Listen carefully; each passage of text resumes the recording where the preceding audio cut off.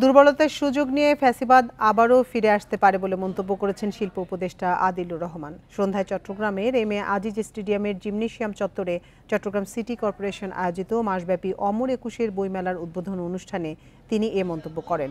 শিল্প উপদেষ্টা বলেন, ছাত্র জনতার অভ্যুত্থানের শক্তি যেন ঐক্যবদ্ধ থাকে। জুলাইয়ে যে ঐক্য হয়েছিল, কোনো শক্তি যাতে তা ভেঙে দেওয়ার চেষ্টা না করে।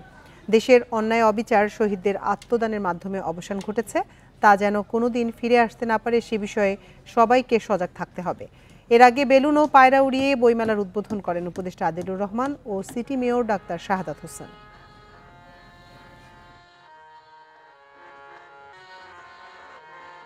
দুর্বলতার সুযোগে ফ্যাসিবাদ ফিরে আসার চেষ্টা করতে পারে। আমাদের মনে রাখতে হবে যে আগ্রাসন এবং বিভিন্ন ধরনের আক্রমণের থেকে কিন্তু আমরা মুক্ত নই। জনতার ঐক্য, ছাত্র সমাজের ঐক্য, গণমানুষের ঐক্য বাংলাদেশকে এগিয়ে নিয়ে যাবে।